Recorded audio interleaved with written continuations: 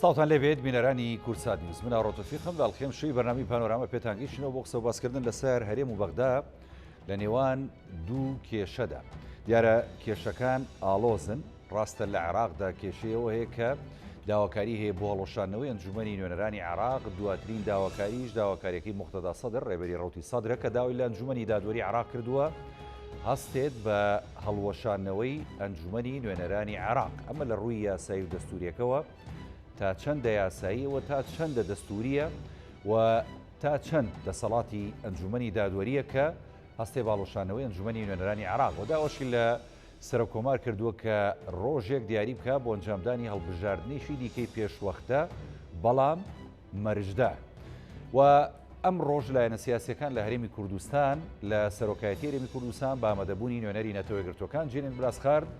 کۆبوونەوەی باڵا و لووتکە لە نێوان سەرکردەی لایەنە سیاسیەکان ئەنجام درا بۆ کێشەکانی هەرێمی کوردستان و هەروەها بەڕێوەچوونی هەڵبژاردن لە هەرێمی کوردستاندا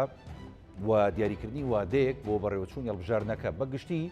گفتوگۆ لەو بارەیەوە کراوە، بەڵام گفتوگۆکان درێژیان هەیە بۆەوەی کە جارێکی دیکە لە مانگی ئەیلولدا دانیشتنیشی گە بکرێتەوە و بە تەواوەتی بڕیار بدرێت لەباری سەرجەم کێشەکان بە هەڵبژاردنیشەوە. ئەم شەو گفتوگۆکەین لەسەر ئەم بابەتانە بە میوانداری هەرێک لە میوانە بەڕێزەکانم دکتۆر ئاوە ساڵح مامۆستای زانکۆ شارەزا لە کاروباری عێراق کە لە سودۆ لەگەڵمەوە بەخێر بێت. دکتۆر سپاس. هەروە بڕیارە دکتۆر سامان شاڵی مامۆستای زانکۆ چاودێری سیاسی ئەویش بە هەمان شێوە کە لە ئێستادا لە ستۆدیۆ کارمان لە شاری هەولێرەوە لەگەڵمان سڵاو دەبێت. دکتۆر سامان سەرەتا بە ڕوخسەتی جەنابە دکتۆر سامان لە میوانەکەم لە ستۆدیۆ دەست پێ بکەم. دکتۆر ئاوات یعنی ئەزانین کە عێراق بە گشتی ینی بە دۆخێکدا تێپەڕە بێت، ئەی لایەنە سیاسیەکان لە چاواشەیی یەکدان بەرامبەر بە یەکتری و هەروەها چەقبەستویشی تەواوەتی هەیە. بە هەمان شێوە ینی ببینیشمان لە هەرێمی کوردستان لە ماوەکانی ڕابردوو بەم چەقبەستویدا تێپەڕین، بەڵام ئەوەی کە گرنگ بوو لە هەرێمی کوردستان چەند کۆبوونەوەیەکی باڵای نێوان لایەنە سیاسیەکان کە سەرکردەی لایەنەکان ئامادە بوون تێیدا گفتوگۆی ڕاشکاوە نەکرا لەباری کێشەکانی هەرێمی کوردستان بە کۆبوونەوەکەی ئەمڕۆ کە لە سەرۆکایەتی هەرێم کرا. بەگشتی خوێندنەوەتان سەرەتا بۆ دۆخی هەرێمی کوردستان چۆنە؟ بنای خۆی گەورە و میهرەبان، سڵاو لە جەنابەت، سڵاو لە بینەرانی کورتسات، سڵاو بۆ جەنابی کاک دکتۆر، خۆشحاڵم، سپاس بۆم دەرفەتە. لە ڕاستیە خوێندنەوەمان بۆ دۆخی هەرێمی کوردستان بەداخەوە دۆخی هەرێمی کوردستان چ لە ڕووی سیاسیەوە، چ لە ڕووی کۆمەڵایەتیەوە، چ لە ڕووی قەیرانەکانەوە دۆخێکی ناهەموارە. لایەنە سیاسیەکان ئەوە چەند جارە لە سەرۆکایەتی هەرێم کۆبنەوە لەسەر بۆ دوو ئامانج: یەکەم دیاریکردنی ڕۆژی هەڵبژاردن، دووەم ڕێکەوتن لەسەر میکانیزمەکانی هەڵبژاردن. بەڵام بەداخەوە تا ئەم ساتە نەیانتوانیوە ڕۆژی هەڵبژاردن دیاری بکەن، هەرچەند پێشتر سەرۆکی هەرێم مانگی یەکی دەی دیاری کرد بۆ هەڵبژاردن، بەڵام ئەوان نزیک بوونەوە لە مانگی دە تا ئێستا هیچ ئامادەکارێک نەکراوە بۆ هەڵبژاردننی هەرێمی کوردستان. پەرلەمانی کوردستان تا ئێستا ئەمان ئەخیر کۆبوونەوەکە ئەمڕۆ کراوە لە سەرۆکایەتی هەرێم بە سەرپەرشتی بەڕێز پلاسخار نوێنەری نەتەوە یەکگرتووەکان کە ڕاستی جێی نیگەرانیە کە لایەنە سیاسیەکانی هەرێمی کوردستان بۆ خۆیان ناتوانن لەسەر مێزێکی گفتوگۆ کۆببنەوە، ئەبێ لایەنێکی دەرەکی یان نوێنەری نەتەوە یەکگرتووەکان فشاریان لێ بکات کۆیان بکاتەوە کە ئێمە وەکو کورد وەکو ئەبوو نێوەماڵمان ئەوەندە یەک بووایە، یعنی متمانین لایەنە سیاسیەکان ئەوەندە تۆکمە بووایە بۆ خۆیان دابریشتنایە کێشەکانی هەرێمیان قساتە سەر مێزی گفتوگۆ خۆیان بڕێن لێ بدایە، نەوەکو لەژێر چاودێری نوێنەری نەتەوە یەکگرتووەکانە کۆبنەوە بە هەر حاڵەوەش هەر باشە. بەڵام شاودێرانی ژەڵێن ینی ئەمە وەکو جەنابی شدووستا ئەمەژێ پێدەی هەر گرنگە، ینی ئەم دانیشتنەوە باسکردنی کێشەکانی بەڵێ دانیشتن هەرچۆن بێ دانیشتن گرنگە، بەڵام ئێمە ئەمانویست باشتر بێت. بەڵام کۆتا دانیشتن کە ئەمڕۆ بووە لە سەرۆکایەتی هەرێم بە لەژێر چاودێری بەڕێز پلاسخارت و بەڕێز سەرۆکی هەرێم وەک گوتمان نەگەشتنەوە نەتیجەیە کە ڕۆژی هەڵبژاردن دیاری نەکراوە و لەسەر میکانیزمەکانی هەڵبژاردنیش نەگەشتنە نەتیجە و باز نەکراوە. ئەوەی کە باز کراوە کە بڕیار درراوە لە سەرەتای مانگی ئەیلولا کۆبوونەوەیەکی تر بکرێت تا ئەو کاتە ئەو لیژانەی کە سەرۆکایەتی هەرێم تەشکیلی کردووە لە لایەنە سیاسیەکان لەسەر میکانیزمی هەڵبژاردنەکان و کۆمیسیۆنی هەڵبژاردنەکان و یاساکە وانە گفتوگۆ بکەم بزان نەگەن نەتیجە کە ڕەبەڕاستی یعنی خۆی دیاریکردن ڕۆژی هەڵبژاردن چەنە گرنگە، ڕێکەوتنی لایەنە سیاسیەکان لەسەر میکانیزمی هەڵبژاردنەکان گرنگترە کە میکانیزمەکانش خۆی بینێتەوە لە یەکەم یاسای هەڵبژاردنەکان ئایا بە یاسای پێشتر هەموو هەرێمی کوردستان بە یەک باز نەبێت یان بکرێ بە 4 بازنە ئەمە کە زۆربەی زۆی لایەنە سیاسیەکانی ناو پەرلەمانی کوردستان یەکدەنگن لەسەر ئەوەی کە هەرێمی کوردستان داویشکرێ بەسەر 4 بازنە تەنها پارتی دیموکراتی کوردستان نەبێ سوورە لەسەر ئەوەی کە یەک بازنەی هەڵبژاردن بێت هەرچەند ئەمڕۆ اقتراحێکی تازاتە ناو پرۆسەکە و کە بەڕاستی ئەوانە زیاتر ئەوەنەی لە عەرقەلەیەکێ بۆ دواخستنی پرۆسەکە ئەوەنە حەل نییە بۆ چارەسەرکردنی کێشەکان و بەدەمەوە چوونی خاڵێکی تیش لەوە گرنگتر تۆماری دەنگدەرانە ئایا بەچ تۆمارێکی دەنگدەران هەڵبژاردننی هەرێمی کوردستان ئەکرێ ئەم تۆمارەیە کە لە کۆمیسیۆنی باڵای هەڵبژاردنەکانی هەرێمی کوردستان هەیە کە زیاتر لە 100,000 دەنگی دووبارە و مردووی تێدایە یان ئەو دوایین تۆماری دەنگدەرانی ئەنجومەی نوێنەرانی عێراق کە ساڵ 2021 پێی کراوە کەوتە ڕادەیەک پاکترە و گونجاوترە تا ئێستا لەسەر ڕێک نەکەوتون و لەسەر کورسی پێکهاتەکان ئەوەژی خەڵکی تری ناکۆکیەکانە لەلایەن سیاسیەکانە کە تا ئێستا ڕێک نەکەوتون لەسەری ئایا هەروەکو جارانی پێشوو 11 کورسی دایاندراوە بۆ پێکهاتەکان و تۆماری دەنگدەران تایبەت بە خۆیان نییە کە مەش گرفتێکە یعنی لایەنێکی سیاسی بێت تەوجی هەر کەسێک بکات کەی بوێ لە پێکهاتەکانە ئەو دەرچێت کە ئەمەی بەڕاستی ئەمەش جێی دیگەرانیە کە بەڕاستی پێویستە لە پێکهاتەکان خۆیان نوێنەری خۆیان هەڵبژێرن و ئەو کەسێک کە بێتە نوێنەری ئەوان تەمسیلی ئەوان بکات. بەڵام دوجارێکو دەوترێت کە داواکرێ بکرێتە فرەبازنەی ئەو کاتەر خۆی بە تەدریجی و کێشەیە ینی تا ڕادەیەک یانی ئەگەر بکرێتە 4 بازنە بڵێ ئەو کاتە 11 کورسیەکە بێ دابشکرێت بەسەر دهۆک و سلێمانی و هەولێردا. ئەمە خۆی بخۆی گرنگە بەڵام بەگشتی کە باسمان کە دۆخی هەرێمی کوردستان بەڕاستی قەیرانەکان لە حکومڕانی ئەم کابینەدا لە ساڵانی زیاترە لایانی کۆمەڵایەتی و خەڵکی هەرێمی کوردستان خەڵک ماندووە متمانەی بە هەڵبژاردن نەماوە پێش هەڵبژاردن پێویستە متمانە بۆ خەڵک بگەڕێنرێتەوە بینیمانە ساڵ 2020ەکە یعنی خەڵک چەندە سارد و سڕ بوو چوو بەدەم سۆنقانی دەنگدانەوە ئەم جارە هەڵبژاردن بکرێتەوە بەم شێوازە بەم هەموو قەیرانەوە خەڵک تەسەورەکەم کە خەڵکی هەرێمی کوردستان ڕۆژێکی زۆر کەمتر دەنگ ئەدات خەڵک هیچ پێشوازیدا هەڵبژاردنێک بۆ شێوە ناکەم لەوە گرنگتر پێویستە بەڕاستی دۆخی کۆمەڵایەتی خەڵک چاک بکرێت خەڵک ئاشتکرێتەوە خزمەت گوزاریەکان بۆ خەڵک فراهەم بهێنرێت یعنی دۆخی ژیانی خەڵک چاک بکرێت ئاور لە گوزرانی خەڵک بدرێتەوە ئەم قەیرانانەی کە ڕۆژانە و مانگانە قەیران لە هەرێمی کوردستان زیاترەکە لە ژێر دەسەڵاتی ئەم کابینەدا ئابڵۆقی ئابووری سەر سلێمانی ئەو هەموو خزمەت گوزاریە کە لە سلێمانیان ڕاگیراوە ئەی نەخۆشخانەکان قوتابخانەکان شەقامەکان گرفتی سوتەمەنی گرانی سوتەمەنی نەبوونی پارە بەنکەکانی سلێمانیدا وەزارەت ڕادەیەک ئەمڕۆ یعنی لە کۆبوونەوەکەیە بە پێی زانیارێنی کە بڵاو کراوە ینی ئەو کێشانش خراوەتە بەر باس و گفتوگۆوە بەدڵنیایەوە لەوە چێ لە کۆبوونەوەکانی داتوە بۆ مەش ینی دەرچێک بدۆزێتەوە دەستخۆش دکتۆر ئاوادێم و خزمەت جەناب دووە کۆمەڵە پرسی دیکەی گرێتر پێویست بەم بابەتە دەچێن لای دکتۆر سامان شاڵی مامۆستای زانکۆ و چاودێری سیاسی کە لاولێرە لەگەڵمانە دکتۆر سامان یعنی ئەوەی کە گرنگە وەکو دکتۆراواتی ژاماژەی پێدا کە تۆ بڕیارە دەی لە هەڵبژاردن پێویستە فراهەمی ینی کەشێکی لەبار بکەی بۆ بەڕێوەچوونی ئەو هەڵبژاردنە دیارە ئێستا میکانیزمەکانی هەڵبژاردن لە هەرێمی کوردستان کێشەی تێدایە وەلایەنە سیاسەکان تا ڕادەیەک لە چەند دانیشتنێکدا نەگەیشتونەتەوەی کە ینی ڕێک بکەون لەسەر شێوازی هەڵبژاردنەکە بەڵام ئەوەی کە هەیە دەگوزارێت لە هەرێمی کوردستان و دۆخی هەرێمی کوردستان پێدا تێپەڕەبێ بەگشتی جەنابتان چۆن هەڵسەنگاندنی بووەکەن لایەنە سیاسەکان پێویستە بە چه ئاراستەیە کار بکەن بۆی کە دۆخی هەرێمی کوردستان بەرەو باشتر بچێ لە چاو ئەو دۆخی کێسە لە عێراق و بەغدا پێدا تێپەڕەبێ بەڕاستی پێشەکی سپاس بۆ ئێوەی بەڕێز و بینەرانی کورسات و میوانە بەڕێزەکەت دکتۆراوات سپاس طبعا بێگومان لای هەموو کەسێ ڕوونا کە دۆخی هەرێمی کوردستان بەو شێوێنێ کە گەلی کوردستان داخوازێتی تەماشاکەی ئەم حیزبانە ڕێناکەون لەسەر ئەوەی کە بتوانن ڕۆژێکی انتخابات هەڵبژاردن دابنیان یان شکلی انتخاباتەکە چۆن بێ جا چۆن تەسەورەکەی ئەمانە لە بەغا کار بکەن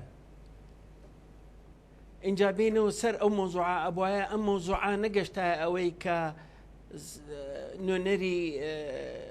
نوێنەرگرتەکانی بێتە هەرێمی کوردستان کۆبوونەوە بە سەرۆکی حیزبەکان بڵێ ئەبواە ئەم مەسلەی ناو پەرلەمانی کوردستانە حەلکرایە ڕاستە سەرۆکی هەرێم ڕۆژەکە تهدیدەکە بەڵام ئەبواە ئەم کێشەیە ئەم مەسلەی یەک بازنەیی چوار بازنەیی زیاتر کەمتر ئەبواە لە ناو پەرلەمانە ئەوە حەلکرایە شێوەی هەڵبژاردنەکان چۆن بێ ئەم جەماعەتەی کە سەرپەرشتیاری هینەکە کە انتخابەتەکە بمێنەوە بگۆڕێن یاسایی هەڵبژاردن بگۆڕێ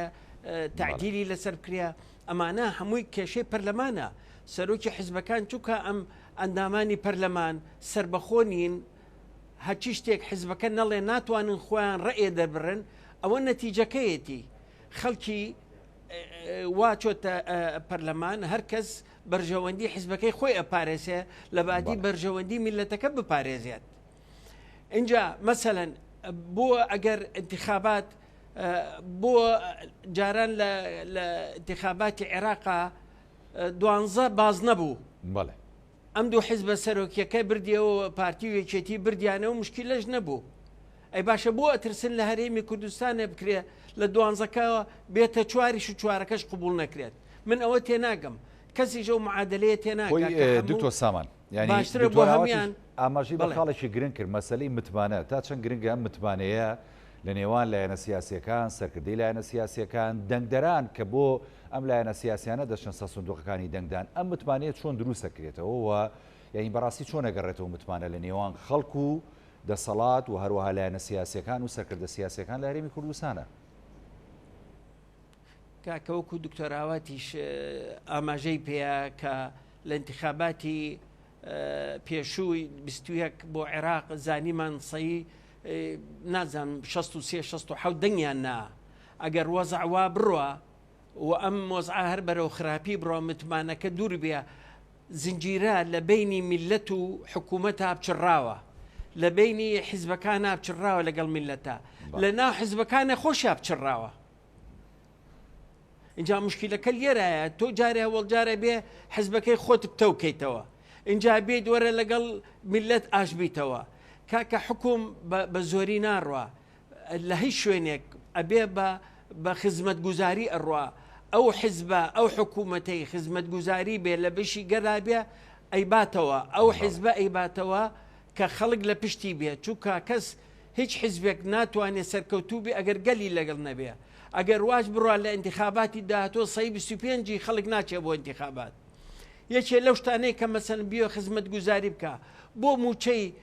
خانەنیشان و خانەنشین و لەگەڵ کەماندامان و شەهیدان و ئەمفال یەکەم کەس نێرێ بۆ آخر بۆ ئەوانە مافی خۆیانە چێ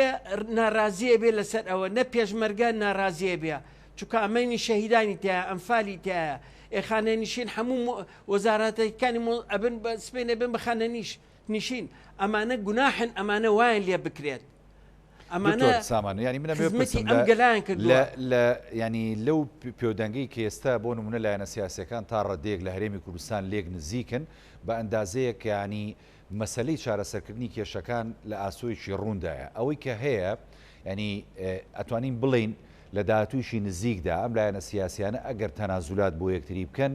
پێ دوایە دۆ خێرێمی کوردستان بەرەو باشترە ڕوا ینی دۆ خێرێمی کوردستانیش ناگاتەوە ئاڕاستەی کە چۆن ێستا لە بەغدا بۆ نمونە دۆخەکە ئالۆزە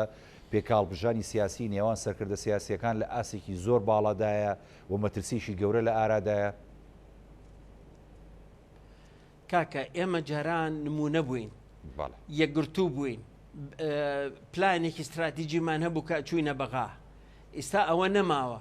ئێستا بە چەند قائیمەیە گەچین ئێستا تەحالوفاتی جیاجیا ئەکەین لەسەر ئەساسی بەرژەوەندی حیزبی نەوەکو بەرژەوەندی میلەتەکە نەوەکو لەبەر خاتری مافەکانی خەڵکی کوردستان ئەوە گەورەترین زەرەر ئەیە لە گەلەکەمان ئەم حیزبانە ئەتوانن بەم شێوەیە ڕێبکەون کە بتوانن لەسەر ئەم انتخاباتە با بێ بە چوار بازنەی مەسەلەی جەماعەتی چۆنەڵێ کەمینێتەکە قەیچەکە با ئەمانە بە چوار باز نەبن بەڵام ئەوەی حیزبەکانی کە هینن با بە بازنەیە بێ قەیچەکە ئەم جارە با وای بێ یەک بازنەی بۆ ئەوانی تر بێ و بۆ حیزبەکانی تر 4 باز نەبێت ئەگەر مەسیحی زۆر هەبوو لە سلەیمانیان لە هەڵەبجا بە ئەوان سەرکەون با خەڵک دەنگیان باتی ئەگەر حیزبەکان بەڵام ئەگەر هەموو حیزبەکان لە هەولێریش بێ کەواتە بە بەش داینیت ئەوە زوڵم لەوانەی کە ئەەکەیت لەو شوێنەی کە زۆرترین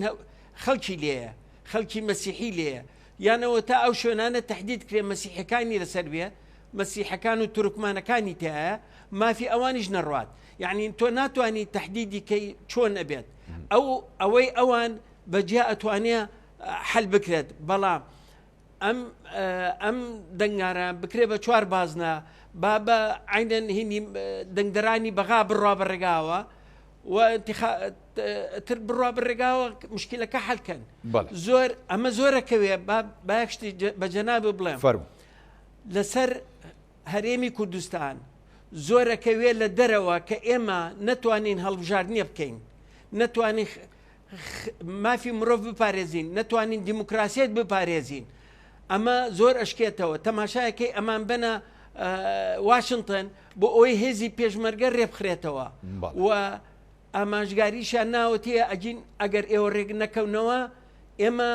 موچەکانتان ئەبرین ئەوەی کە ئێمە ئەتانێنە ئەمە هەتاکوون چ ڕادەیەک هەوڵیان ناوە چ ئومەی متحیدە چ ئەمریکا چ دۆستەکانمان کە ئێمە یەک بین بەڵام خۆمان ڕێک نین میلەتەکە داوای یەکگرتوویەکە بەڵام حیزبەکان لەبەر بەرژەوەندی خۆیان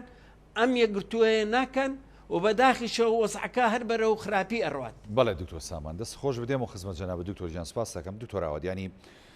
مەسلەی هەڵبژاردننی هەرێم و ڕێکەوتنی لایەنە سیاسیەکان و کۆبوونەوە و دانیشتەکان ینی تا ڕادەیەک ومێدێکە گەڕێنێتەوە بۆ خەڵک ینی بۆ نمونە کە دەوترێت لایەنە سیاسیەکان لە هەرێمی کوردستان کۆبوونەتەوە دەبینی بەگشتی خەڵک ینی تا ڕادەیەک گەشتبینەوە خۆشحاڵی بە ڕوخساریانەوە بە دەرەکەوێت تا ڕادەیەک بازار ڕەجوڵێت بەڵام منەمەوە پرسەمەوەی دکتۆر سامانیش ئاماژەی پێدا ینی دواخستنی هەڵبژاردن نەکردنی هەڵبژاردن لە کاتی خۆیان ڕێک نەکەوتنی لایەنە سیاسیەکان پرۆسەی دیموکراسی و ڕەوڕە و دیموکراسیەکە لە هەرێمی کوردستانە خاتە ژێر پرسیارەوە ئەمە تا چەند کاریگەریە بێ بۆ سەردۆخی هەرێمی کوردستان لە ناو کۆمەلگای نێودەوڵەتی و لە لای ڕێکخراونە دەوڵەتیەکان بە تایبەتی ئێستا کە خۆی ئەوتان نوێنەری نەتەوەیەکگرتوەکان کە بلاسخارتە فشارەکە لەسەر بەرپرسانی هەرێمی کوردستان بەڵێ خۆی کاگاوڕێ دیاریکردنی ڕۆژی هەڵبژاردن حتا بە یاسا و لە دەستورە گرنگە کە 4 ساڵ جارێک ڕۆژەکەی دیاری کرێت ئیتر پێویست بە کۆبوونەوە و مناقەشای تر نەکە لە هیچ کاتێکە ئەمە زۆر گرنگە بەڵام دواخستنی هەڵبژاردن و پرۆسی هەڵبژاردن لە کاتی خۆیان عیبەیەکی گەورەیە بۆ سەر پرۆسەی سیاسی لە هەرێمی کوردستان بۆ سەر حکومڕانی لە هەردەسات و حکومانی لە هەرێمی کوردستان و کۆمەڵگەی نێودەوڵەتی بە چاوێکی خراپ و سەیرەکە و ئێسش پلاسخارد ئاڵێت ئەمڕۆ لە کۆبوونەوەکانە باسی کردووە ئێمە ڕاستی کۆمەڵگەی نێودەوڵەتی لە دۆخی هەرێمی کوردستان نیگەرانە لایەنەکان ناتوانن بڕیار بن لایەنە سیاسیەکان درەنگ بڕیار دروست ئەبێت لە هەرێمی کوردستانە کە ئەمە بەڕاستی پرۆژەکتی دەکردێتەوە وتوی ئەگەر کۆبوونەوەی داهاتوو بەمەرجێک بەشدار ئەبم کە ڕۆژی هەڵبژاردن دیاری بکرێت ئەگەر نەتوان لە دیاری بکرێت کۆم کۆبوونەوەانە کۆبوونەوە لە پێناوی کۆبوونا بێت دەست کۆبوونەوەیەکی تر بن بەشدار نابم ئەو چەند کۆبوونەوەی لەگەڵیان بەشدارە خۆی کردوونەتەوە تا ئێستا لایەنەکان نەگەشتنەوە ئەوەی کە بتوان ڕۆژ هەڵبژاردن دیاری بکەن حتا ئەمڕۆ لە کۆبوونەوەکە یعنی خلافاتی سیاسی باسکراوە لەنێوان پارتی و کێتیە کۆمەڵە کێشەی ناوخۆی بینی ئەو دوو حیزب باسکراوە لە کاتێکدا ئەتوانرا لە حکوومەتە باز بکرێت چونکە دوو حیزبە و گۆڕانیش هەرسێکیان پێکهێنەری حکوومەتن لەسەر کێشەی خزمەت گوزاری لەسەر کێشەی ئیهمالکردن و ئابڵۆقەی سلێمانی و بەڵام خۆ دکتۆر باشتر نییە ینی ئەم سەرکردەی لایەنە سیاسیانە ڕاشکاو بن ئاوا لە کۆبوونەوەکانە ینی گلەی و گازەندە لە یەکتری بکەن کاکاوڕێ کۆبوونەوەکە بوو ئەوە نەبووە ئامانجی کۆبوونەوەکە تایبەت بووە بە هەڵبژاردننی دیاریکردنی ڕۆژی هەڵبژاردننی پەرلەمانی هەرێمی کوردستان و میکانیزمی هەڵبژاردنەکانەوە ئەگەر کۆبوونەوەیەکی تر بکرێت بۆ ئەوەی کێشەکانی هەرێمی کوردستان باز بکرێت بە دڵنیاییەوە گرنگە بەڵام کۆبوونەوەی ئەمڕۆ ئامانج لی دیاریکردنی ڕۆژی هەڵبژاردن بووە بەڵام بە کۆمەڵێک کێشەی ترەوە سەرقاڵ بوو و کۆبوونەوە کۆتایی پێهاتەوە بەداخۆ نەتوانراوە ڕۆژی هەڵبژاردن دیاری بکرێت بەڵام بەم دۆخەوەک باسمان کرد یعنی دۆخی هەرێمی کوردستان دۆخێکی خراپە لە ڕووی سیاسیەوە لە ڕووی کۆمەڵایەتیەوە تا لایەنەکان ئەو متمانە لە نێوانیانە نێوەکو ساڵانی ڕابردوو ئەوەتە پارتیە بڕۆ داوای ئەوەی کردووە کە لە سا پەنجای کورسیەکان 4 باز نەبێت ئەو لە سا پەنجاکەیش داهێش کرێت بۆ یەک باز ئەمە ئەوەندەی دروستکردنی عرقلەیە بۆ پرۆسەکە زانیاریە ئەمە باس کراوە بڕ لە کۆبنەوەکە بەڵێ اقتراحی تازە بووە ئەوەی ئەوەندەی 50 ینی ئەوەندەی ئەمە عرقلە دروستکردنە بۆ پرۆسەکە و دواخستنیەتی ئەوەنە چارەسەری کێشەکان ناکە یعنی ئەگەر حیزبەکانی کوردستان زۆربەی لە سیاسەکانی پەرلەمان داواکەن با هەرێمی کوردستان بێتە 4 بازنە بۆ لە عێراق 86 بازنە انتخابی بوو ئەم سێ پارێت 4 پارێزگای هەرێمی کوردستان 11 بازنەی هەڵبژاردن بوو بۆ گرفت نەبوو بۆڵام بۆچی ئێستا ئەگەر هەرێمی کوردستان دابشتێ بەسەر 4 بازنە انتخابیە کە چلو ئەوەندە کورسی بەر زۆنی سەوز دەکەوێت 50 ئەوەندە کورسیش بە زۆنی زەر دەکەوێت هەولێری دۆک یعنی ئەمە لە عەدالەتەوە نزیکترە ئەگەر ڕێژەی دەنگدان لە سلێمانیە لە 140 بێت بۆ نمونە بەڵام لە دهۆکە لە 155 بێ ئەو کاتە مەجموعەی لە کورسەکانی سلێمانی دەنگدەری دهۆکەی بات ئەمە لە یەک بازنەیە ئەمە لە یەک بازنەیە بڵێ بەڵام من چلو ئەوەنە کورسی کە مافی دەنگدەری سلێمانیە ئەبێ خەڵکی سلێمانی تەمسیلی ئەو کورسیانە بکات دەنگدەری سلێمانی تەمسیلیەوە بکات یعنی نازانم چ گرفتێک لەمەدا هەیە دیارە ئەمە هەدەفێکی تر لە پشتیەوە هەیە لایەنێکی سیاسی بیوێ چۆن ئێستا عنی زۆرینەی پەرلەمانی گیراوەتە دەست بە هەر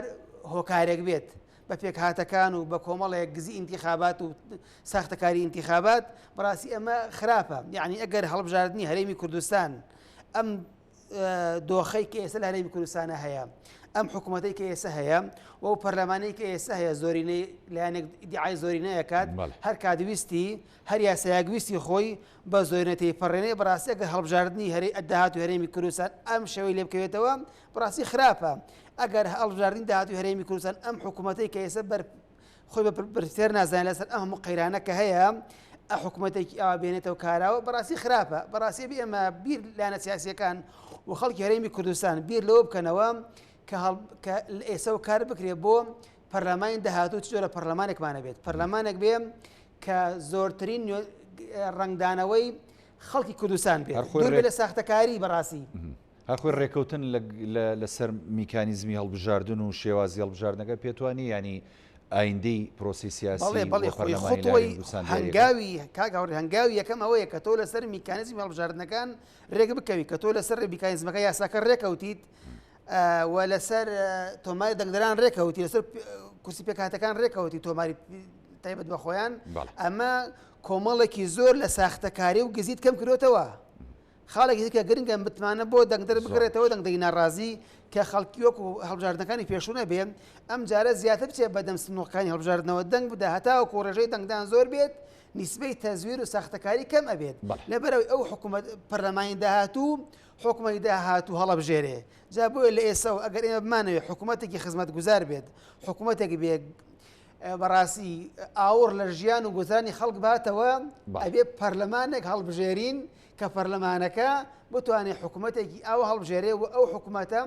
خۆی بەرپرسیار بزانێت لە بەرامبەر پەرلەمان دەست خۆش دکتۆر ئاوجاندێم و خزمەت جەناب بەڵێ دکتۆر سامان مەسەلەی شکەی گرنگتر کە ئێستا ینی ئەمێ باسی لێ بکەین ینی ئێمە ئێستا لە عێراقداین عێراقیش بە دۆخێکی زۆر سەختا تێپەڕە بێەوە تا بینین ینی تاوەکو ئێستا دوای 10 مانگ لە ئەنجامدانی پرۆسەی هەڵبژاردن لە عێراق ڕاستە ئەنجومەنی نوێنەران سوێندی یاساییان خواردووە بەڵام گەورەترین کوتلە کە سەدرەکان بوو تێدا پاشەکشەیان کرد و تا ڕادێک پرۆسی سیاسیان لە عێراق پەخست ئەوە تا ئێستا نەوماڵی شیعر ڕێک نەکەوتووە لەسەرەوەی کە بە چ جۆرێک ینی حکوومەتی داهاتوو پێک بێ یعنی لە بەرامبەرەوە تا سەدر کۆمەڵێک جوڵی هەیە کە ئەوێ پەخەرێکیکەی دیسانەوەی پەرلەمان بێت دەوەیەوەی پەرلەمان هەڵبۆشێنێتەوە ئەم دۆخە سیاسی ئاڵۆزی عێراق کە پێدا تێپەڕە بێ تا چەندە هەرێمی کوردستان کاریگەرە پێوەوە تا چەندە دۆخی هەرێمی کوردستان ڕنگدانەوەی هەیە بۆ ئەم دۆخە سیاسی ئاڵۆزی کە لە عێراقدا هەیە سپاس بۆ ئەم سوالە یەکەم مشکلەکە مشکلەی ماڵی شیعەیە بەڵێ شیعەیە لە بینی دوو جونگە تەیاری سەدری و ئیتاریەکان ئەم دوو ماڵی شیعی کردو بە دوو کەرتەوە نتیجەی ئەم هەڵبژاردنەی کە کرا لە مانگی دەی 2021 سەدر زۆرترین کورسی هێنا لە بینی ماڵی شیعەدا و ئیتاریەکان بە هەمویان بەقەدەر ئەویان نەهێنا لەبەر ئەوە ئەویش تەحالوفێکی دروست کرد ئەو تەحالوفە نەیتوانی لەگەڵ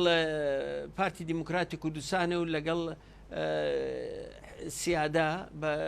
سەرۆکایەتی خەمیس خەنجەر و حەلبوسی نانتوانی حکوومەتێ تشکیل کریا و نانتوانی حکوومەت تشکیل کرێت چییە؟ ثلثی معطل دروست بوو ئەوەش محکمەی ئیتحادی دروستی کرد محکمەی ئیتحادی زۆر تەدەخولی زۆر شتی کرد لەم ئەخیرا بوو وەکو بوو بە حاکمی مطلقی عێراق هەموو کەسێکەچ کەش کارتێکی لێ کرد ئەچوو جوابێکیە بە پێی ئەو سیاسەتەی ئەو حیزبەی کە داوای کردووە یعنی کەواتە محکمەی ئیتحادی خۆی بە سیاست براوە بەڕێگاوە نۆکو بە قەضایەکی بە یاسایەکی سەر بەخۆ اینجا ئەمەش تەشەنی کرد سەدر دوو جار محاولەی کرد کە هەڵبژاردن کرێ بۆ سەرۆک کۆمان نەیتوانی تر تهدیدی کرد کە واز بێنێ وازیشی هێنا 73 ئەندامی هەبوو هەر 73کە کشانەوە دواوە کە ئەوان کشانەوە دواوە یەکسەر حەلبوسی موافقەتی کرد و 73 کەسی دانرا بەڵام ئەوان یەکسەر کۆبوونەوە بێ ئەوەی مەجالێ بن گفتوگە لەگەڵ ئیتارا بکەن بزانن بەشێکم قەناعەتی پێ بکەن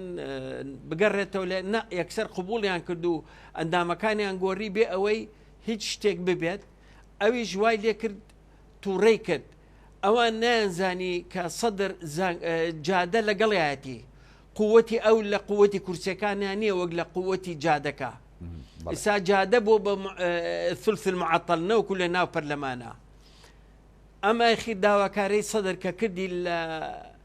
محکمەی ئیتحادی لە ئەنجومەنی دادوەری گوایە لە هەفتەیەکە بەڵێ محکمەی ئیتحادی ئەنجومەنی دادوەری کە لە هەفتەیەکە هەڵی وەشێنێتەوە محکمەی ئیتحادی بۆی نییە چونکە هیچ نسێکی یاسایی نییە کە محکمەی ئەنجومەنی دادوەری بتوانێت هەڵی وەشێنێتەوە لەبەر ئەوەی تەوقیتاتی دەسوور لێراوە ئەوە دەمێکە لێراوە کەواتە داواکی سەدر مشکلە نییە بەڵام یاسایی نییە ئەمە سەرف سیاسیە توانین بڵین دکتۆر سامان بەڵێ داوایەکی یاسایی نیە وەکو یاسا چونکە هەڵوەشانەوەی پەرلەمان لە مادەکانی دەستورە 64 یان 65 خوا لێ ئێستا لەم 64 ئەڵێ دوو ڕێگا هەیە 64 بڵێ ئەلف و بائی هەیە ئەلف ئەڵەیە یەک تەقسیم سێی پەرلەمان داوا بکە کە 100 کەسن داوا بکە کە خۆیان هەڵبژێننەوە ئەویش بچێتە ئەنجومەنی نوێنەران لەوێ 165 کەس دەنگی پێبا هەڵەوەشێتەوە ئەو ڕێگایە نەگرێ یان ئەڵە ئەو سەرۆک وەزیران بە شەرتێک سەرۆک وەزیران لە ژێر ئیستیجوابە نەبێت داوا بکە لە سەرۆک کۆماری عێراق کە پەرلەمان هەڵوەشێتەوە ئەتوانن هەڵی وەشێنەوە بەڵام ئەوە احتیاج ناکە وەکو بەعزە کەسێ بەحسێکا کە ئەنەما ئەبێ بچێتەوە پەرلەمان دەستوروان ناڵێ ئەڵێ ئەو دوو ڕێگایە هەیە بەڵام لێرە مشکلەیەکەیە ئایا سەرۆکی حکوومەت خۆی کاربەرێکەرە ئەتوانێ ئەو داوایە بکە ئەوە زۆر گرنگە کەواتە ئەتوانێت ئەو داوای بکات دکتۆر سامان بەڵێ اینجا لێرە دووشت هەیە ئەوەش ئەبرێتەوە محکمەی ئیتحادیش کاتی لەکرێ ئەگەر بیکە بەڵام دەستور وەکو دەستور بڵێن دەستور ناڵێ ئەڵێ سەرۆک وەزیران نەی تۆ ئەگەر کاربەڕێکەر بێ ناتوانێت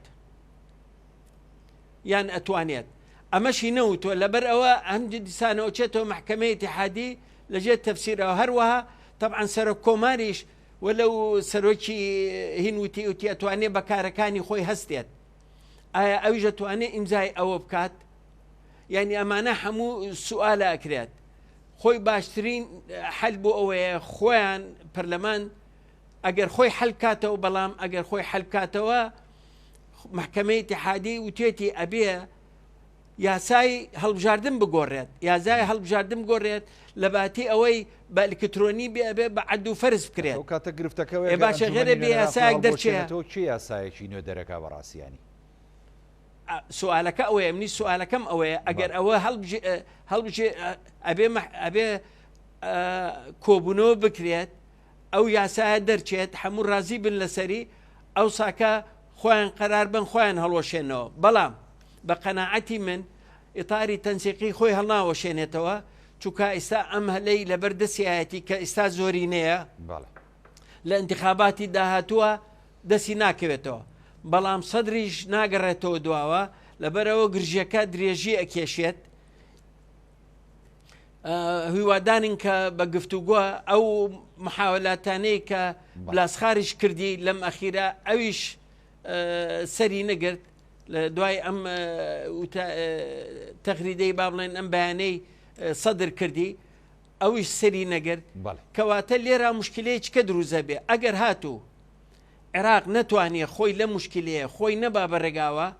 بلاسخارد ئەتوانێ بچێ بۆ ئومەی متحیدە بڵێ ئەم وڵاتە ناتوانێ مشکلەی خۆی حەلکە ناتوانێت پەرلەمان هیم بکاتەوە بیان خەنەوە ژێر وەسایەتی ئومەمی متحیدە یعنی گەڕاینەوە بۆ بڵێ ئەگەڕێتەوە مربعی یەکەم چوارچەوەی یەکەم لەوێ لە سەفرەوە دەست پێکەن ئەوانیانەوە ئەتر دەستی پێکەنەوە ئەوەش گەورەترین پاشەکشێ لە چۆنەڵێ پرۆسی کە ئەڵێن دیموکراتیت وەلە هەڵبژاردن دیموکراتیت نییە بەڵام پراسی دیموکراتی هەر هەڵبژاردن نییە کاکە زۆر شتی کە شەهر ئەوە نییە لەبەر ئەوە ئەمە یەکێکە لە جونگەکانی بڵین دیموکراسیت لەبەر ئەوە بە ئاسانی ئەم مۆزوع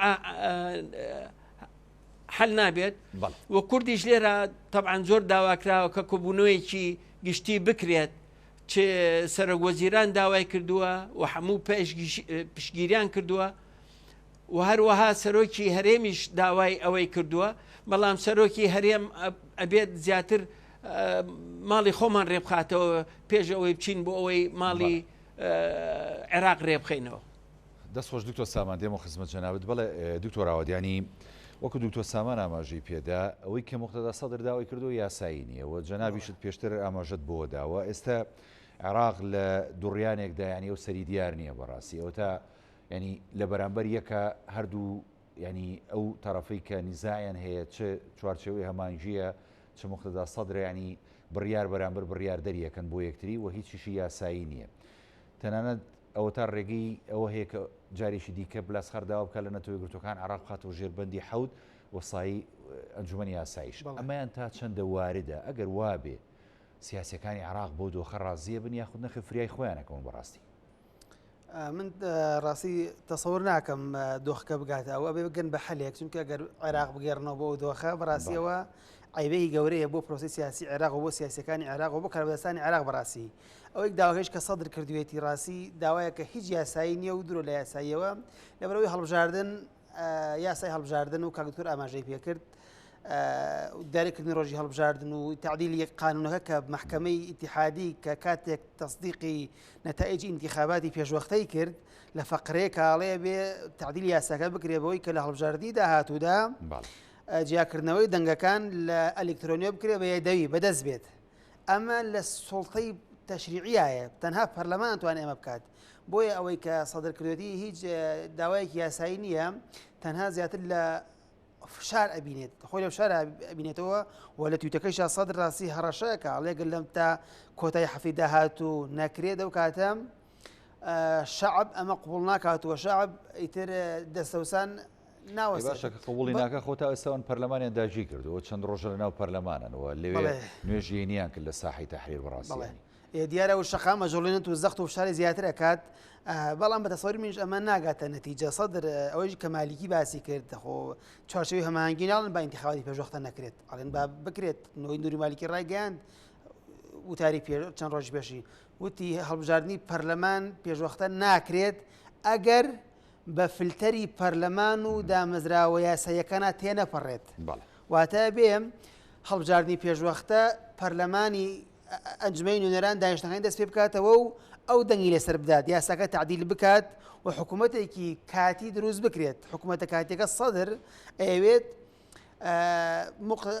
کازمی لەم حکوومەتە بەردەوام بێت ئەم حکوومەتە سەرپەرشتی هەڵبژاردننی داهاتوو بکات ئەمەش لە بەرژەوەندی سەدر چونکە سەدر هەمانجی ڕەتێکاتەوە بەڵێ ڕەتێکاتەوە چونکە ئەم حکوومەتە سەدر پێگەی حەساسی هەیە تێیدا و پێگەی خۆی تیا قایم کردووە و لە ژێر سای ئەم حکوومەتەدا ئەتوانێت کۆسی زیاتر بەدەست بهێنێت بەڵام چوارچێوەی هەمانگی بە هەموو شێوەگڕە دێکاتەوە کە هەنێ لایانی سیاسی بەڕاستی ئەڵێن عنی کازمی کاریگەری هەبووە دەوری هەبووە لەسەر تەزویرکردنی نەتایج انتخابات و ئەمان و ئاگادار بوو ئەم قسەی ئەوترێ بەڵام تا چەنە ڕاستە و ڕاستی ئەمە بەڵگەمان پێ و نازانین بەڵام ئەوترێت بەڵام چوارچێ هەمانگی ئەڵێن عەبادی حەکیم هادی العامری گشتیان یەکدەنگ لەسەرەوەی هەڵبژاردن بکرێتەوە هەتا نووری المالیکیش ئەڵێت ئەویش یعنی ئەگەر چوارچێوەی هەماهەنگی لایەنەکان هەمویان لەسەر ئەوە یەک دەنگ بن کە هەڵبژاردننی پێشوەختە بکرێن نووری مالکیش تەبعاً بە تەنهایکی پێ ناکرێت بەڵام ئەڵێن بابە فلتەری پەرلەمان ناتێپەڕێت خۆی ئەمە قسێکی زۆر یاساییە یعنی دەرفەتێک بن پەرلەمان کارەکانی خۆی بکاتە خۆی بکاتەوە حکوومەتێک هەڵبژێرێت لەمای ئەو ساڵە بەڵێ حکوومەتێک هەڵبژێرن و حکوومەتە یعنی سەرپەرشتی هەڵبژاردن داهاتوو بکات کە ئەبێ واش بێت یعنی چونکە لە سەلاحەتی نە محکەمەی ئیتیحادی و نە ئەنجومەی دادوەری ئەنجومەنی باڵای دادوەری عێراق نییە پەرلەمان هەڵەشێنێتەوە پەرلەمان یعنی دەستور بۆی دیارێک لە مادەی 64 کە تەنها بەداوای سەرۆکوەزیران لە ڕێی سەرۆکۆمار و موافقەی سەرۆکۆمار لەگەڵ سەیەکی پەرلەمانتارەکان توان داوای هەڵەشاندنەوەی پەرلەمان بکەن ئەنجومەنی دادوەری بۆی نییە هەڵەشێنێت ئەنجومەی دادوەری ناتوانێت دەسەڵاتە لە دوای دەسەڵاتەکانی سەرۆکۆمار و ئەنجومەنی ناتوانێت ئەنجومەی دادوەری ناتوانێت پەرلەمان هەڵەشێنێتەوە بەڵام ئەگەر بەڕابردووە بچینەوە ئەبینین لە سوڵتەی قەضایی لە عێراق بەتایبەتی محکەمەی ئیتیحادی کۆمەڵێک تەفسیر ئەکا بۆ دەقەکان تەفسیری تازەیە باشە یعنی دووری بۆ مەڕۆ ئەگەر فشاری شەقام زیاتر فشاریان زیاتر لەسەر بێ سەدر فشار زیاتر بکات لەوانەیە نەسێک بە شێوەیەک تەویل و تەفسیرێکی بۆ بکەن کە پەرلەمان هەڵبژێنەوە ینی بە شێوەیەک لە شێوەکان ئەواکرێ ئەگەر یعنی محکەمەی ینی مسەیەسە محكمة اتحادية محكمة مسيسة لجر فشارة لجر فشارة يعني فشاري سياسية ثلثي معطل وكدكتور ما ديش بيقسيكي بخروان دان هنا نصابي بارسلو حلجاري سرو كومار ثلث بيد دولة سرسي وهدو صوبيز أنام برلمان نصابي حلجاري سرو كومار توابي للدولة كانت بيشتري أما نبو أمجار أمان تفسير نص كان بوش وبو سرو كومار كرد كيف صوبيز كاس أمادة بيت كيسش تفسيرك يتبو نصك دستوري بكان يا بو قانون بكان خوان بكان يعني بدوري مزانا چونکە بەڕاستی کۆمەڵی بڕیاری سیاسی ئەدەن لە پێشتریشە محکەمەی اتحادی کۆمەڵی بڕیار یاوە یعنی دافعی سیاسی لە پشتەوە بووە. هەشتخوات دوکتۆراوت بە ینی هەم بینەران هەم ئەوانی کە جۆمان لێگرن تا ڕادەیەک جیاکاری بکەن ئەنجومەنی دادوەری لەگەڵ دادگای باڵای فدرالیە جیاوازە. بەڵێ بەڵێ وانە؟ بەڵێ دادگای باڵای ئەنجومەی دادوەری عەفوان دادگای فیدراڵی کاری ئەوەیە کە تەفسیری دەقە یاساییەکانەکات. ولا ململانەکانە بەڵێ لە ململانەکان تاخولەکات و یەکلایکەرەوەیە و بڕیارەکانی قابلی تەعن و تەمیز نییە. بەڵێ ئەی ئەنجومەنی دادوەری ئەنجومەی دادوەری ئیشی یاسای و لایەنە قانونەکانی مەجارەکانی ترەکات تەداخلی تەفسیر دەسەڵاتی لە دەسەڵاتی دادگای اتحادی باڵاترە دەسەڵاتەکانیان جیاوازە دەسەڵاتەکان جیاواز ئەم بە قانون دەسەڵاتی خۆی دیاری کراوش بە قانون دەسەڵاتی خۆی دیاری کراوە بەڵام دەسەڵات هیچ کامێک هیچ لایەکردنە محکەمەی اتحادی وەنە ئەنجومەی باڵای دادوەری نییە کە حەلی پەرلەمان بکەن حەلی پەرلەمان دەستور دیاری کردووە مادەی 64 کە هیچ تەفسیرێکی تر هەڵناگرێت یعنی نەسەکە زۆر وازەحە کە مادەی 64 فقرەی ئەلیف کە بە کاکتۆر ئاماژەی پێکرد سەرۆک وەزیران داوا بە موافقەی سەرۆک کۆمار داواکات کە پەرلەمان خۆی هەڵەشێنێتەوە لە سەرسێ سەودە پەرلەمانتار داوا بکەن بە ئەغلەبیەی مطلقە زۆر نیسف زائیدیە زۆرینەی ڕاها بەڵام کێشەکە ئەوەیە و زۆرێک لە چاودێرانی دۆخی عراقی ژەمیشە ئاماژە بۆ کەنیانی ئەوەی کە عراق پێدا تێپەڕیوە لە ڕابردوو لە ئێستا و لە داهاتووشە ینی پابندەبوونە بە دەستور و بەو یاسایانی کە هەبووە بەڕاستی بەڵێ لە عێراقا ئەوەی کە زۆر پێشێل کراوە دەستورە کۆمەڵێکی زۆر زیاد لە 50 مادەی دەستوری پێشێل کراوە جێبەجێ نەکراوە و کۆمەڵێ تەفسیر و ڕاوەی سیر ئەکرێ زۆر کات بۆ دەقەکان لەیان دەدگاکانەوە بۆیە هەتا وەزعی سیاسی عراقی ژەوەی کە چاودێرانی سەهێزدا ئێمە قسەی لەسەرەکەن دۆخی دای سیاسی عراق ناڕوونە یعنی تۆ ناتوانانی گرنتی بکەی یعنی تشیک کەرەوەی بۆ وەزعەکە بکە بڵێ هەفتەیەکی تر بەم ئاراستا ئەڕوات ئەم دواوتێ دۆک و دوا سەرنج و دواشیکردنەوە وەرەگرم سوپاس دەکەم دکتۆراوت فەرموو دۆخی سیاسی عراق بەڕاستی دۆخێکی ناڕوونە وەزڵێکی ضەبابی و تەمومژاویە ناتوانرێت هیچ پێشبینێکی بۆ بکرێت سەدر لە ڕێگەی تووتەکانیەوە ئەوێ عراق بەڕێوە بەرێت ئەوێ فەرزی ئیرادەی خۆی بکات لە پەرلەمان کشاوەتەوە 73 کورسی بوو لە پەرلەمان کشایەوە ئێسێ لە ڕێگەی شەقامەوە فشار بکات بەڕاستی ئەمەش تاسەر ئەمە شتێکی یاسایی نییە و ناتوانێت بەڕاستی دامەزراوە یاسای و قانونیەکان پشتگوێ بخرێ هەر داواکاری یاسینەکەی لە ڕێگەی پەرلەمانەوە هەڵبژاردننی پێشوەختەیە تەشکیلکردنی حکوومەتی کاتیە ڕاستی لە ڕێگەی دامەزراوە یاسایەکانەوە کە پەرلەمانی عراقا لە ڕێگەوەی بکە لە هەموو نەکانی تر گونجاوترە وتەمە ناکەین بگەنە نەتیجە بەڵام تا ئێستا ئەم دوو لایەنە بە دوو ئاراستەی جیاوازە قسەکەن هەم ئیتاڵی تەنسیقی و هەم سەدر فشارەکە سەدر تەمسیلی لە ساڵ 6 دەنگدەرانی عراقەکات لە 25 میلیۆن دەنگدەری عراقی سەدر 850,000 دەنگ هێناوە ئایا خاوەنی 850,000 دەنگ ئەتوانێت فەرزی ئیرادەی خۆی بکا بەسەر 9 میلیۆن دەنگدەرا کە بەپێی داتەکانی کۆمیسیۆنی باڵای هەڵبژاردنەکانی عراق 9 میلیۆن کەس دەنگ یاوە لە عێراقا لە 25 میلیۆن دەنگدەر ئایا خاوەنی کوتلەیەکی 850,000 دەنگی ئەتوانێت فەرزی ئیرادەی خۆی بکات بەسەر 9 میلیۆن دا 8 میلیۆن دەنگدەرا دەست خۆشکە دکتۆراوە ژیان سپاس دەکەم بەڵێ دکتۆر سامان ئەمێ دوا سەرنج و پەیامی بەڕێزی شەبزانین لەم بارەیەوە بەڵام بە کورتی سپاس دەکەم سەرچاو طبعا لێرە مەسلەی ئەوە نییە فەرزی ئیدارەی خۆی کا سەدر 73 دەنگی هەبوو 73 کورسی هەبوو گەورەترین کوتلە بوو لە پەرلەمانە کەواتە بە پێی کورسی قسە بکەین بە پێی دەنگ حسێب ناکرێت لە پەرلەمانە دەنگ حسێب نییە کورسی حسێبە کەواتە گەورەترین کوتلە بوو کە نەیتوانی ئەو هینە بکات لەبەر ئەوە حسابی بۆ کرێت کە گەورەترین کوتلەیە گەورەترین شعبێتی هەیە لە ناو هەموو شیعەکانە جاداش خۆی کە ئەڵێ بە جادە ناکرێت خۆی ئەڵێ الشعب مصدر السلطات یعنی میلەت سەرچاوەی دەسەڵاتە کە میلەت سەرچاوەی دەسەڵات بێکەواتە میلەت ئەتوانێت هەموو شتێ بگۆڕێ میلەت بێتە سەر جادە وەکو ئێستا هاتۆتە سەر جادە ئەگەر جیهاتەکانی کە زیاتر بگرێ وەکو تۆپی بەفرەکە کە بێتە خوارەوە گەورە ببێت ئەگەر ئەمە بڕوات ئەتوانێت لە هەموو شارەکانی ترە گەورەی کات بەڵام ئێستا ئەوەیە ئەبێ ئەگەر حکوومەتێکیش بێت ئەبێ حکوومەتێ بێ سەدر لا ڕازی بێ حکوومەتێ بێ نابێ ئەوان دەست پێشکەری بکەن ئیطار دابنن ڕئیس وزەرا ئەوانە نە ئەبێ حکوومەتێکی ئەگەر ئینتقالی بێت جگەل لە کازمی حکوومەتێ بێ ئەبێ جەماعەتێکی تەکنۆکراتی سربەخۆ کە هەموو لاکان لێ رازیە بن ئەم مەرحەلەیە ببرێ تاکون 6 مانگ بۆ ساڵێک انتخابات بکرێت بۆ ئەوەی لەم ئەزمەیە دەرچین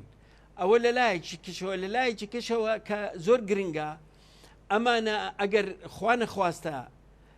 نەگەشتنە ڕێککەوتنیەک وهات گەشتە ئەوەی کە بگاتە لەوەی کە لەیەک بن هەموو لاکان زەرەرەکا بە کوردیشەوە چونکە ئەگەر ئێران بەڕاستی بڵێم ئەگەر ئێران زانی مەسلحەی خۆی لە خەتەرایە پشگیری جەماعەتەکانی خۆیەکانی ئیطاری تەنسیقی و ئەو جەماعەتە و حەشدی شعبی و ئەوانە ئینقلابێگەکەن بەڵێ دکتۆر کە ئینقلابێکیان کرد و کە توانێن سەیتەرە بکەن ئەتوانێن ئلغای پەرلەمانکەن ئلغای دەستورکەن نا حکوومەتی اتحادیە مێنێ نە مەحکەمەی اتحادیە بێ حکوومەتێکی عورفی دانێن هەتاکون خۆیان قەراری لەسەریان ئەمە گەورەترین زەرەرە لە هەموو لایەگەیرە لەبەر ئەوە کورد ئەبێ زۆر وشار بێ چۆن بێک دەنگ معاملە لەگەڵ ئەم وەزعاکە و یەک تێبینیشمەیە لەسەر انتخاباتی هەرێمی کوردستان ئەگەر بکرێت ئەگەر ساڵێک بەڵێ بەسەر چاو ئەگەر بۆ ساڵێک کەش بکرێ هەر نەحمەڵە ئەوەیە کە لەباتی ئەوەی ئەم دوو حیزبە سەیتەرە بکەن ئەم حیزبانە نەوەک هەردوو حیزبەکە حیزبەکان سەیتەرە بکەن با وەکو بەغا با خەڵکی بێلایەن میلەتەکە دەنگی پێبا ئەو دەنگە ناڕازەیە دەنگ بن بە بێلایەنەکان بۆ ئەوەی ئەوان قووەتێ بن لە ناو پەرلەمانە ئەوان بتوانن قەرارات یەکلایی بکەنەوە نۆکو هەر بەڕێی ئەم دوو حیزبە و ئەم چوار حیزبە بڕوا بەڕێگاوە ڕجام ئەوەیە